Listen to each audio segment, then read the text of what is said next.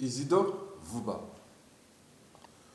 Vous savez que dans les fins des années 1990, je vous appréciais pendant Sassou Nguesso 1. Je vous voyais d'un homme intelligent. En plus de ça, pendant les années 85-86, quand j'ai rentré à la faculté des sciences à Bakongola, on voyait Isidore Vouba. J'ai dit non, mais c'est le prénom, c'était vraiment une première, Isidore Vouba. Moi, je m'identifiais à vous. Et c'était encore quelqu'un d'intelligent dans ces années-là. Mais depuis Sassou Nguesso 2 et 3, c'est-à-dire depuis 1997 à nos jours, votre cerveau est complètement abîmé en termes de principes, de valeurs, de convictions, de l'esprit même de la liberté et de la dignité. Le paradoxe est que Sassou est en train de massacrer les populations du pôle et que vous êtes en train de chercher des solutions à la con. Bien entendu, qui s'assemblent, se ressemblent. Oui, il s'agit bien sûr d'un génocide, non seulement intellectuel pendant ces Sassou Nguesso 2 et 3, oui, mais c'est aussi un génocide moral. Sinon, comment cela se fait-il qu'un digne fils du pôle accepte des solutions ou à proposer des solutions un peu à la con, stupides à la fois, trop stupides pour être utiles à l'intérêt même d'abord de la communauté à cette échelle de la région du pôle et aussi au niveau national. Mesdames et messieurs, quant au révérend Toumi. Bon, le révérend Toumi répondait à Isidore Vouba. Et il a posé ses conditions.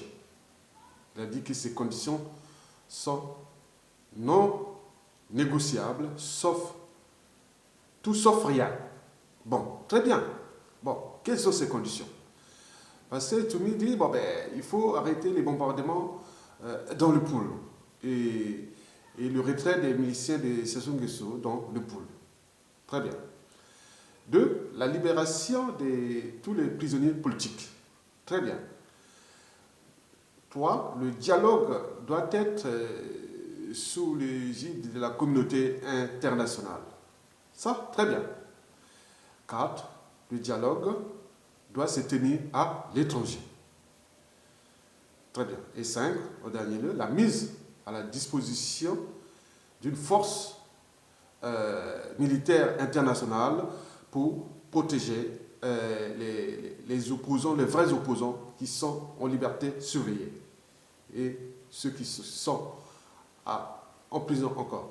Bon, très bien. Mais ce que le pasteur, le révérend Toumi oublie, que c'est une manière d'aller dans le statu quo. Parce que Sassou Nguesso n'aime pas le dialogue. Le dialogue, quand on lui donne des rôles à l'étranger, mais dans son pays, il est pompier pyromane. En plus, ça, en sémant la terreur, la violence et autres, il est en rapport de force. Donc, il s'agit bien d'un rapport de force. S'il n'y a pas de rapport de force, Sassou n'acceptera aucune de ces conditions. C'est un problème de rapport de force. Vous connaissez la personnalité de M. Sassou Nguesso.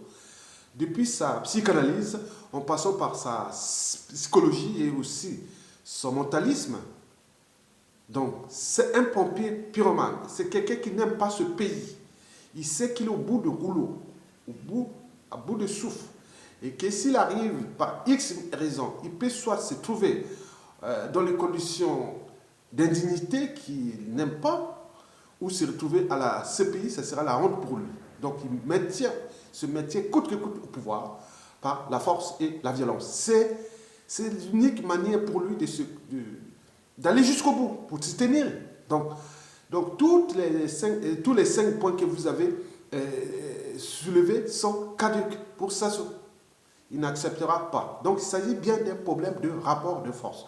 Je vous informe que Sassou est aussi maintenu au pouvoir aujourd'hui par la force, parce qu'on ne change jamais une équipe qui gagne contre le peuple congolais. Bien sûr que la France est devenue le premier partenaire économique et militaire et autres du dictateur, mais pas du Congo. Mais si l'association change, la France reviendra toujours du côté de ses intérêts. Voilà, ses intérêts ne dépendent pas d'individus. Donc nous, c'est à nous d'utiliser les rapports de force. Bien sûr qu'au niveau de nos armées, nous n'avons plus les militaires des années 63, quand il y a eu le soulèvement populaire, et que l'armée a pris le contrôle et autres, on n'a plus là. Donc c'est une armée qui est souillée, dégradée, il n'y a plus ces militaires, cet esprit militaire, pour l'intérêt de la nation. Donc comment faire? Bon, d'autres posent des problèmes, posent des conditions que, bon, si demain, Sassou Nguesso tombe, ben, tout le haut commandement sera dissous, et ces militaires mis à la retraite ou emprisonnés. Donc ça, c'est des positions que d'autres pensent. Donc il appartient à ce militaire de prendre les responsabilités, comme en 1963. Sinon, que dalle. Bon, nous aussi, bon, je vous dis que la situation va aller dans le statu quo comme ça jusqu'en 2021. Cela veut dire que Sassou Nguesso pourra sauver sa peau et peut-être un coup d'état de palais et nous serons là que pour pleurer. Parce que nous sommes plus courageux de prendre nos responsabilités individuellement et collectivement, tant au niveau civil que militaire, en vue d'un soulèvement populaire à Brazzaville. Parce que la solution est là, accompagnée d'une partie d'armée qui est encore à nous. Mais parce que si nous restons sous l'indignation, les incantations et autres, ça va aller jusqu'en 2021 et soit un coup d'état de palais, soit ils transmettent ce pays comme une vulgaire parcelle de famille à un membre du clan. Et vous vous rendez compte? Donc nous sommes devenus un peuple de moutons. C'est-à-dire un peuple qui n'est pas intelligent, il n'est pas structuré ni organisé, il n'est pas courageux, et on donne que les incantations et s'arrange. Sassou Nguesso sait que le statu quo l'arrange. Ce n'est pas la condition sociale dégradée, souillée, humiliée, outragée qui Sassou partira. Bien au contraire. La dette non plus. Les FMI et autres non plus. C'est nous, c'est notre courage, notre liberté de prendre nos responsabilités individuellement et collectivement à Brazzaville et à Pointe-Noire pour que ce monsieur dégage. Et à ce moment-là, nous nous retrouverons dans une position de force. Et à ce moment-là, ça se pliera. Oui, comme en 1991, 90, 91. Oui, il y avait l'armée, il y avait les syndicats, il y avait le contexte. Mitterrand voulait que Sassou Nguesso part. Voilà, suite à un problème d'attentat du vol du TA, il a fait aussi du communisme et autres. Bon, donc c'était des contextes. Mais là, il n'y a pas, aujourd'hui, il n'y a pas de contexte. Peut-être que, bon, la situation, on ne voit pas ce qui s'est passé en Angola. Il me semble que le Joao Lourenço, il est nord-Angola, mais à côté des tribus voisines d'Angola vers les Katanga. Et sans oublier qu'il pourrait y avoir un changement aussi en République démocratique du Congo. Donc la situation géopolitique sous-régionale au niveau de l'Angola et de la République démocratique du Congo pourra peut-être nous donner un coup de main au niveau militaire. Mais sinon, si nous ne prenons pas notre responsabilité au niveau de la force populaire et nous organiser, structurer et mettre hors d'état de nuit celui qui est en train de déclasser, déciviliser et déshumaniser tout un peuple, tout un pays. Parce qu'il est en train de fabriquer pas à pas une poudrière durable. Et si nous ne prenons pas nos responsabilités avec ce genre de conditions, nous resterons dans les statu quo jusqu'en 2021. Donc le but est que le peuple continue à... Bon, vous voyez que le peuple continue à souffrir. Il continue à... Parce que Sassou ne change pas de méthode. Sassou n'a jamais changé de méthode. Sassou ne fait pas la politique. Il fait que de la violence et de l'achat de conscience et de la charité, et surtout qu'il n'a plus d'argent, mais il cherche l'argent pour avoir ses moyens de nuisance, pourtant au niveau de ses mercenaires et des forces de violence. C'est comme ça, Sassou ne changera pas. Il faut lui donner l'argent pour utiliser la violence, parce que sans la violence, Sassou n'est plus là. Donc, bien entendu, je vous ai dit que nous n'avons plus d'armée. Sinon, comment cela se fait-il qu'une armée doit d'abord protéger les territoires, puis le peuple, mais il n'y a plus d'armée. Donc, nous devons individuellement trouver des stratégies politiques et citoyennes, des stratégies citoyennes pour le mettre hors d'état de nuit. La résistance extérieure a déjà fait son boulot.